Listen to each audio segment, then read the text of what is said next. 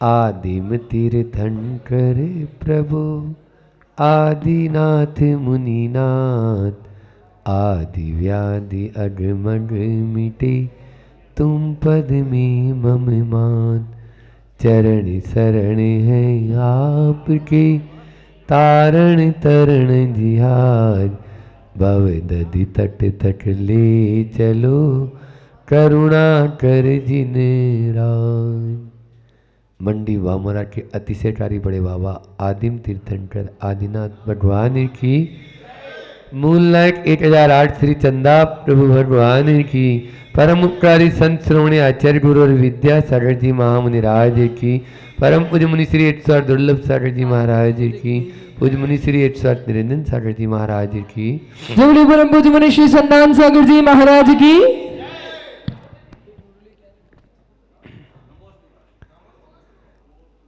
हम सभी ने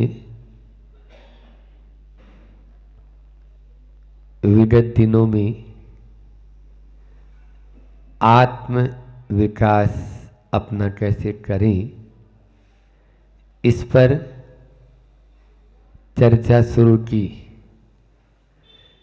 एक गृहस्थ जीवन में सदगृहस्थ बनने के बाद में किस प्रकार से एक एक सीढ़ी और ऊपर की ओर चढ़ा जा सकता है, यह वैज्ञानिक ढंग से समझा, जिसे प्रतिमा विज्ञान कहा जाता है। प्रतिमा विज्ञान कहा जाता है। यह भी जाना कि जिस प्रकार से शिल्पी प्रतिमा बनाता है, पत्थर में प्रतिमा होती है, लेकिन हर कोई नहीं देख सकता, केवल शिल्पी ही देख सकता है। और शिल्पी भी उसमें से जो अनावश्यक है उसको बाहर कर देता है, आवश्यक बचा रह जाता है। अनावश्यक को बाहर करना ही प्रतिमाधारी बनना है। प्रतिमा कब बनती है?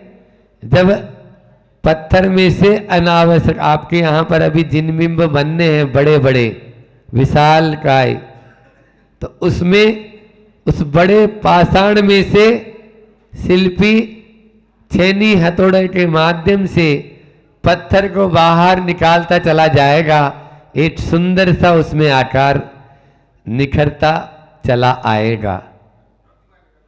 बस वही प्रतिमा निकलना है।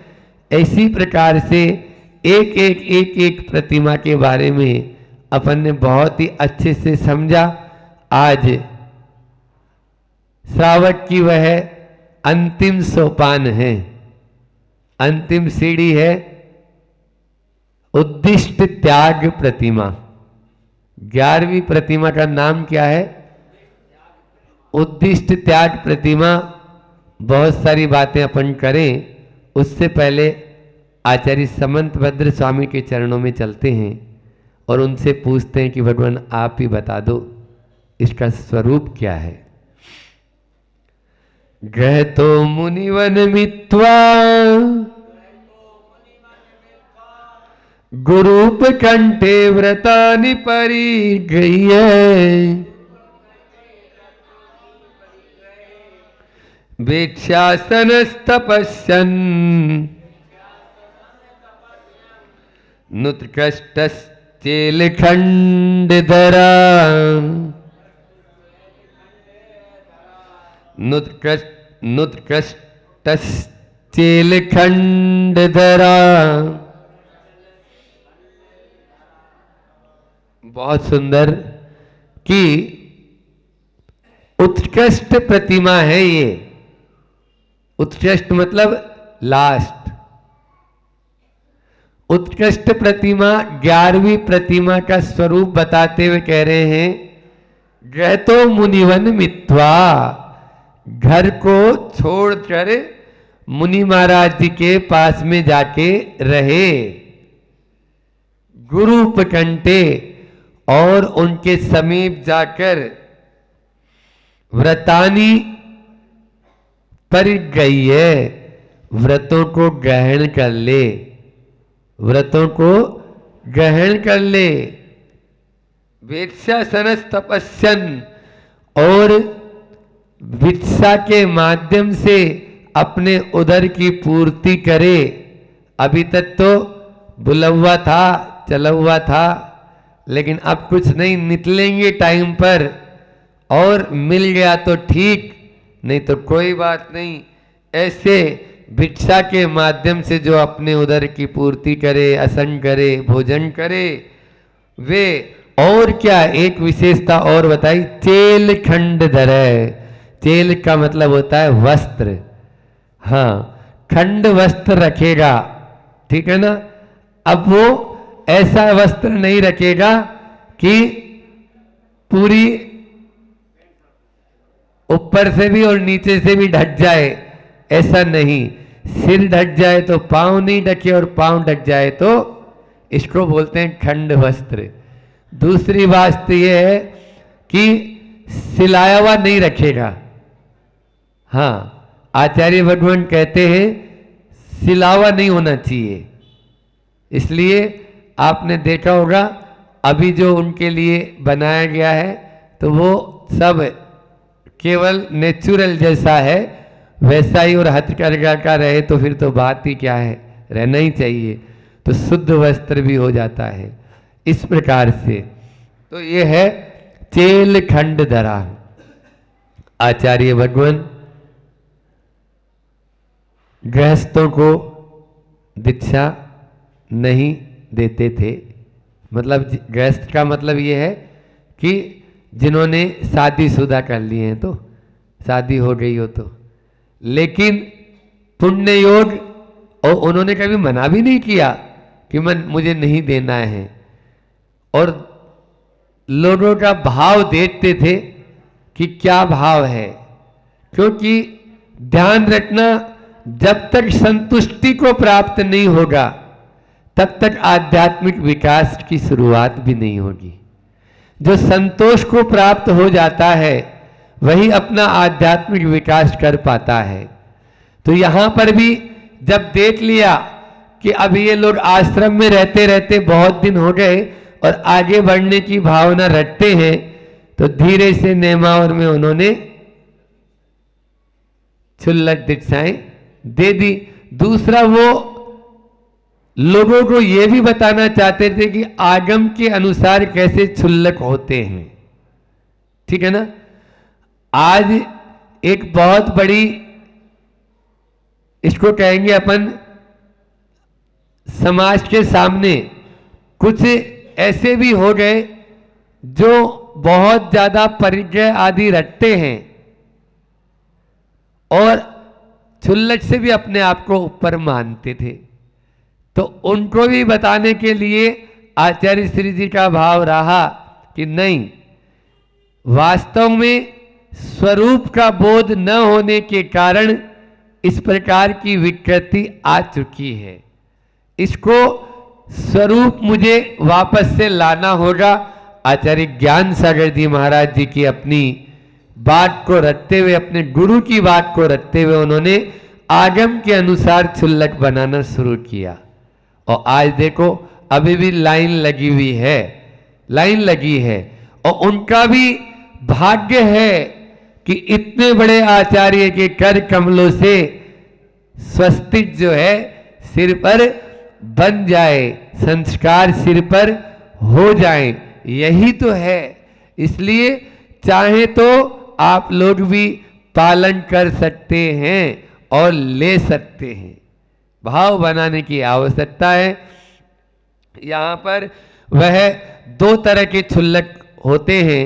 एक क्षुल्लक, एक घर भोजी होते हैं जो अभी वर्तमान में स्वरूप अपन को देखने को मिल रहा है, और पहले अनेक घर भोजी भी होते थे। मतलब 7 घरों तक जाने की आज्ञा, 7 घरों से लेने की आज्ञा रहती है। आगम में ऐसे भी अपना बड़ा कटोरा रखते थे, और थोड़ा, क्योंकि पहले ऐसे चोटा की व्यवस्था अलग से नहीं बनानी पड़ती थी, तो घर में थोड़ा सा जो बना रखा है उसी में से ले लिया, अगले घर में गए फिर थोड़ा सा ले लिया। इस प्रकार से जहां उनके भोजन पूरा हो जाए कि हाँ अब पेट भर जाएगा मेरा, तो बस उस घर में बैठ के अपना भोजन कर लेंगे। ऐसा नहीं होता था, लेकिन अभी वो नहीं है। दूसरा, ऐलक के लिए पिच्छी का विधान है, छुल्लक के लिए पिच्छी का विधान नहीं। इसलिए आचार्य स्थिति ने अभी आपने देखा होगा एक सॉफ्ट जो होता है कोमल रुमाल जैसा न कपड़ा ही रखते हैं, तो उसी के माध्यम से वो अपना परिमार्जन कर लेते हैं। इस छुल्लक के लिए कैसलोच अनिवार्य नहीं है, हाँ, जबकि ऐलक के लिए अनिवार्य है। ये 11वीं प्रतिमा के दो भेद और हैं, मतलब ऐलक और छुल्लक। तो ऐलक केवल मात्र कोपीन धारण करता है, जबकि छुल्लक, यहाँ पर छुल्लक का वर्णन है, वह चेल खंड धरा, वह वस्त्र भी धारण करता है, एक दुपट्टा भी रखता है और लंगोट भी रखता है। ऐलक जी हाथ में आहार ग्रहण करते हैं, दोनों ही बैठ के करते हैं, लेकिन छुल्लक जी कटोरे में ग्रहण करते हैं, कटोरे में ग्रहण करेंगे, वो हाथ में ग्रहण नहीं करेंगे। इस प्रकार से ये रहते हैं। उत्कृष्ट श्रावक के भेद हैं। कल 10वीं प्रतिमा का ही बताया था, तो 10वीं और 11वीं प्रतिमा जो है ये उत्कृष्ट श्रावक कहलाते हैं। 8, 9 और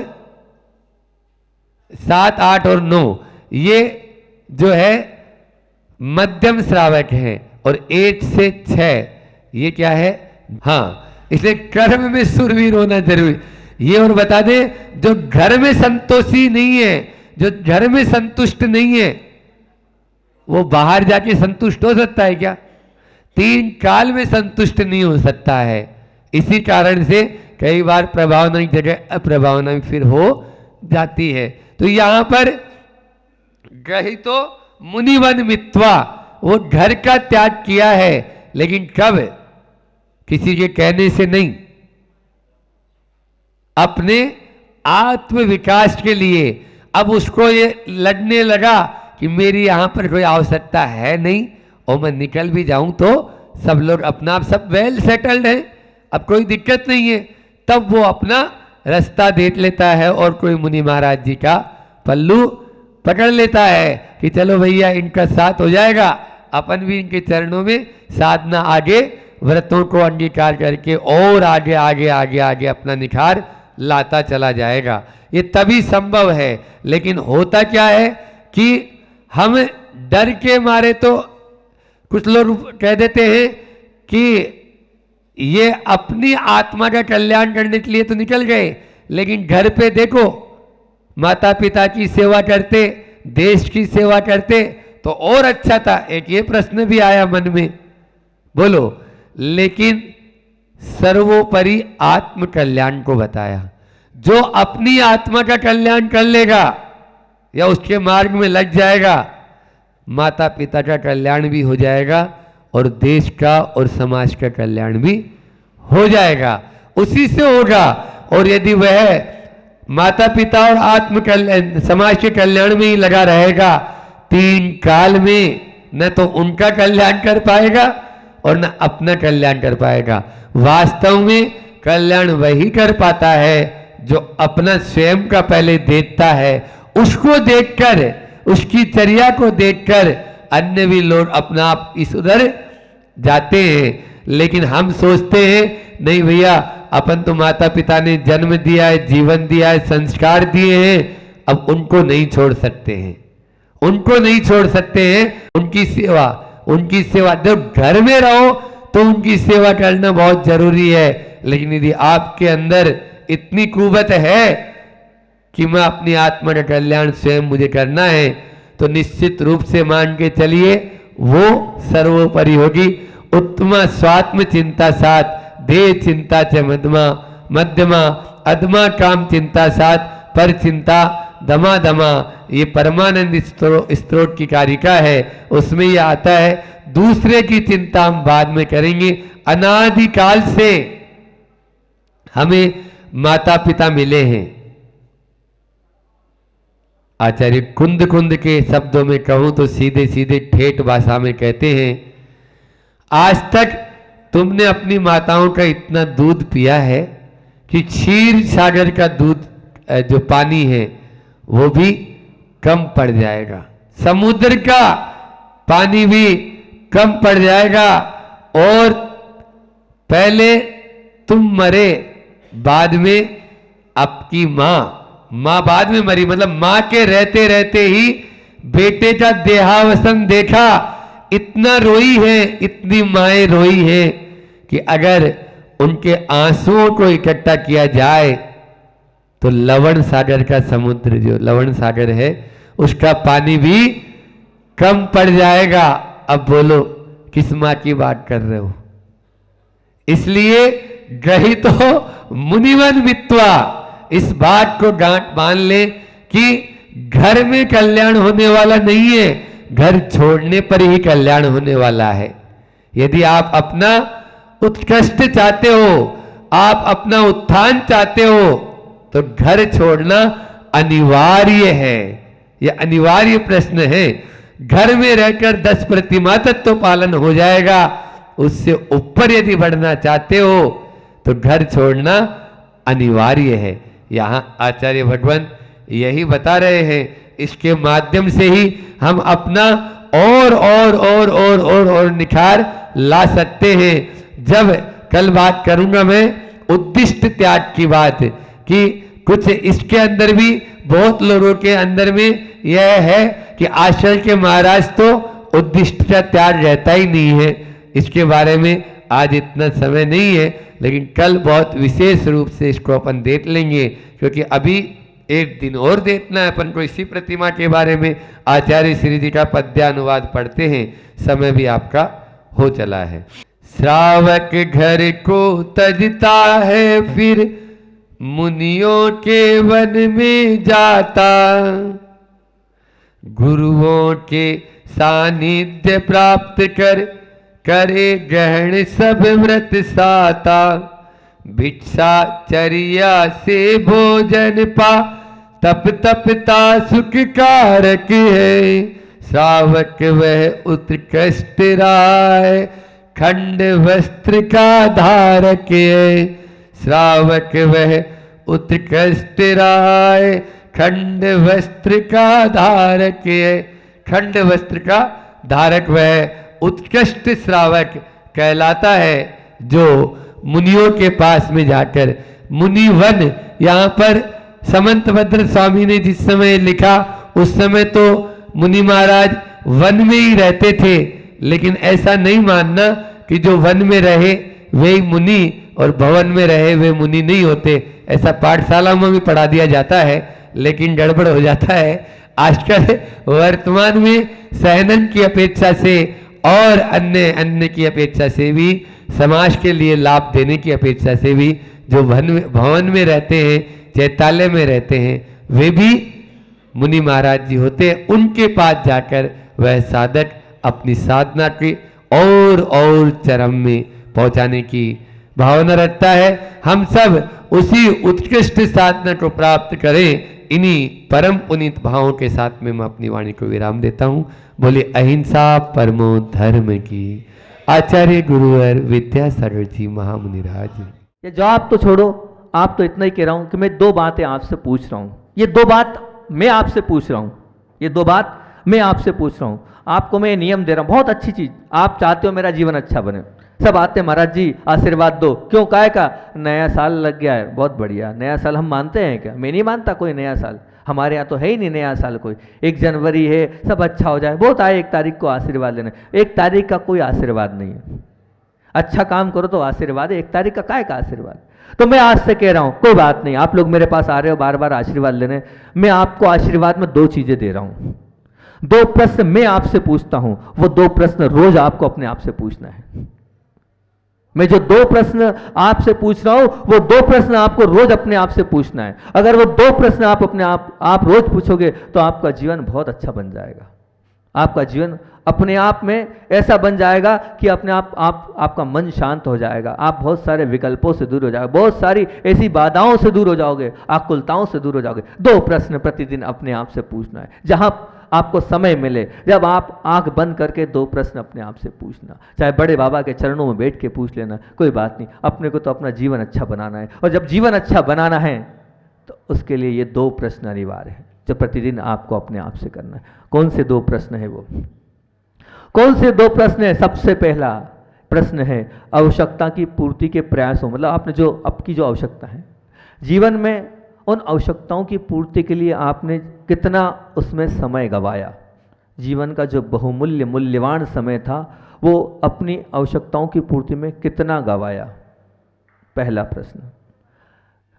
और इच्छा मतलब उसी को और बोल रहा हूं, और इच्छा पूर्ति में के प्रयासों में कितना गंवाया, वही प्रश्न है। क्या प्रश्न है? जीवन का, अच्छे से सुनना, जीवन का मूल्यवान समय किस में अधिक गया है आपका? आवश्यकता की पूर्ति के प्रयासों में या इच्छा पूर्ति के प्रयासों में? दो प्रयास हैं आपके जीवन में, एक है आवश्यकता की पूर्ति और एक इच्छा पूर्ति। आप प्रश्न पूछो, मेरे जीवन में मैं सुबह से लेकर शाम तक मैंने आवश्यकता की पूर्ति के लिए अपना अधिक समय बर्बाद किया या इच्छा की पूर्ति के लिए अधिक समय बर्बाद किया? आप अपना रेशो निकालना। तो रेशो में आप पाओगे कि मुझे 100 रुपये या 150 रुपये मेरा काम चल सकता है, 200 में काम चल सकता है। 200 तो मैं सुबह 1 घंटे में ही कमा चुका हूँ। अब जितना मैं कर रहा हूँ वो काहे के लिए कर रहा हूँ? इच्छा पूर्ति के लिए कर रहा हूँ। सुबह 2 घंटे के मेरी दुकान पे बैठने से मेरी जो है आवश्यकता पूर्ति हो गई है। अब उसके बाद बाकी का समय, पहले के लोग हुआ करते थे, वो एक पंडित जी थे, उनने कहा मेरे को इतने चाहिए, इतने हुए, बस खत्म कहानी। 10 गमछे बेचना है, 10 गमछे में मेरा काम चल जाएगा, 11वें गमछे की आवश्यकता नहीं है, अब जाके स्वाध्याय करूँगा, अब जाके मंदिर में धर्म ध्यान करूँगा। ये स्थिति होती थी। तो मैं क्या बोलना चाह रहा हूँ, आप विचार करना फिर से। पहला प्रश्न जो है क्या है कि आपके जीवन का बहुमूल्य और मूल्य, आप समझो तो आपको मनुष्य पर्याय मिली है, बहुत मुश्किल से मिलती है पर्याय। अरे इसका महत्व नहीं समझ रहे हो आप, समय बर्बाद करते जा रहे हो आप, सिर्फ मात्र काय में विषयों में बर्बाद करते जा रहे हो। तो अपने आप से रोज पूछो, तो अपने आप आपको लगेगा कि मेरा मूल्यवान समय, ये बहुमूल्यवान समय मैंने अपनी आवश्यकताओं की पूर्ति के लिए कितना लगाया और इच्छा की पूर्ति के लिए कितना लगाया। अपने आप समझ में आ जाएगा कि मैंने आवश्यकताओं की पूर्ति के लिए तो बहुत कम लगाया, जरूरी कामों के लिए तो मैंने बहुत कम लगाया, और जो वेस्टेज था, जिसका कोई मतलब नहीं था, जिससे मेरा कोई हेतु नहीं है, अधिकतर समय मैंने उसमें लगाया। घंटों मोबाइल में हम लगे हैं, चैटिंग करने में लगे हैं, घंटों हम यहाँ वहाँ के नाटकों में, सीरियलों में, पिक्चरों में, गानों में लगे हैं। क्या मतलब निकल रहा है? कोई प्राप्ति होगी उससे? कुछ मिलने वाला है उससे? अरे विचार तो करो, क्या होगा?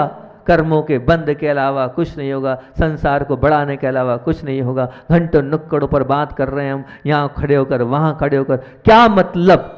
आपका बहुमूल्य समय बर्बाद हो रहा है। लगाओ। वो व्यक्ति तो बहुत अच्छा है जो अपने एक एक समय का सदुपयोग करता है। तो पहला प्रश्न यही है कि दिन भर में मैंने कितना अच्छा किया, वो मेरे कितना उपयोगी है और मेरे क्या काम आएगा।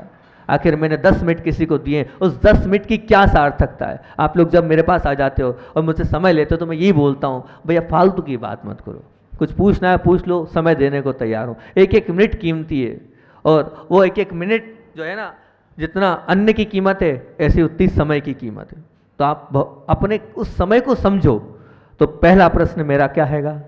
आवश्यकताओं की पूर्ति के प्रयासों में अथवा इच्छा की पूर्ति के प्रयासों में आपका समय कहाँ कितना गया। दूसरा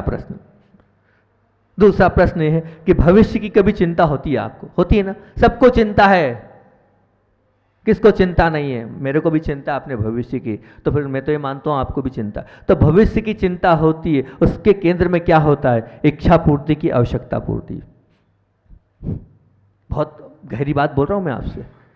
भविष्य की चिंता सबको है, आपको भी है, मेरे को भी है, सबको भी है। अब उस भविष्य की चिंता में हमारा मन आकुल व्याकुल है, लेकिन उसके इस केंद्र स्थान में क्या है? इच्छा पूर्ति या आवश्यकता की पूर्ति? नहीं है अध्यक्ष साहब, बिल्कुल नहीं है। यहाँ पे बैठे 99% लोग इच्छा पूर्ति में लगे हैं, आवश्यकता पूर्ति में कोई नहीं लगा है। इतना पुण्य तो आप लोगों का है, जैन समाज में है ना, अपने ऊपर से गार्ड गिफ्ट तो मिला है कि वो आवश्यकता पूर्ति तो ऑलरेडी आपको यूं ही हो जाएगी। आवश्यकता नहीं है, आपको इच्छा पूर्ति में आपका लगा है। आवश्यकता पूर्ति में आपका समय बर्बाद नहीं हो रहा है। विचार कर लेना, बहुत गहरी बात बोल रहा हूँ।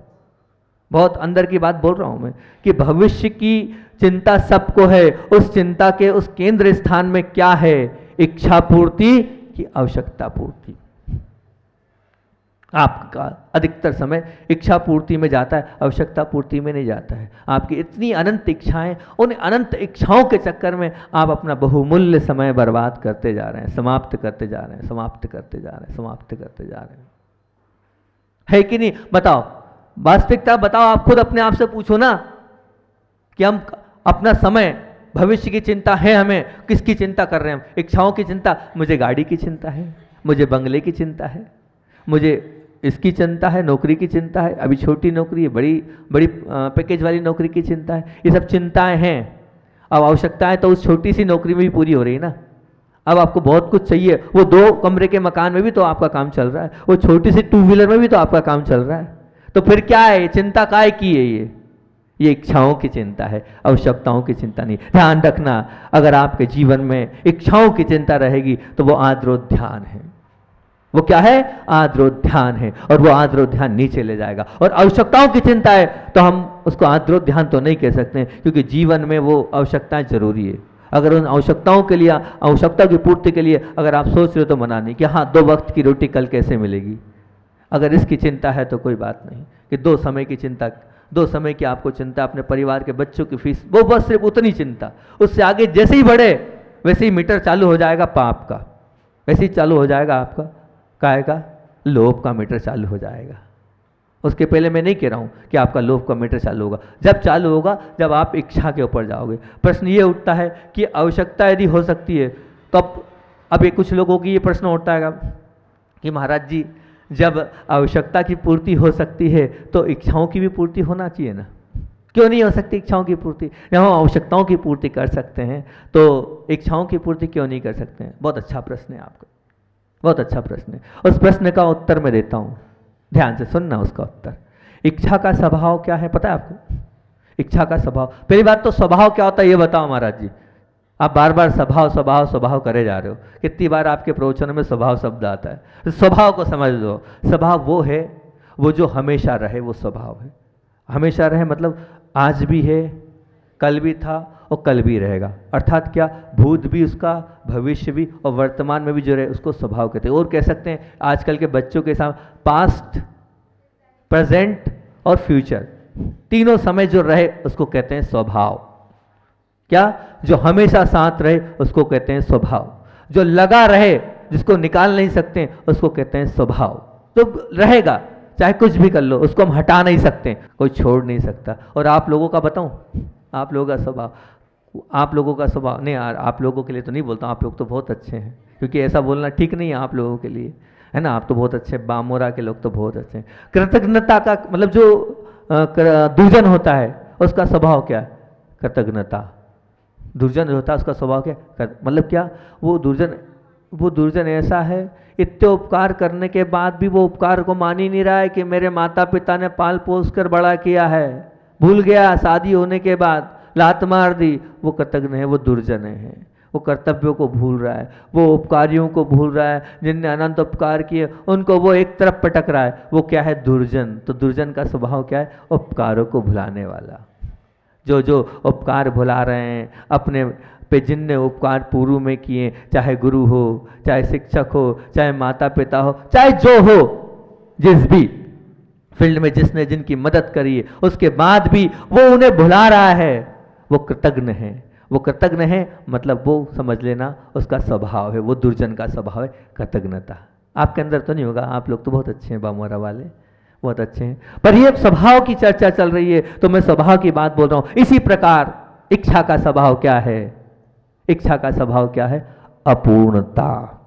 उस इच्छा को कभी पूर्ण नहीं कर सकते, उसको कहते हैं अपूर्णता। इच्छा की पूर्ति आप कभी नहीं कर सकते, उसे अपूर्णता, उसे कहते हैं अपूर्णता।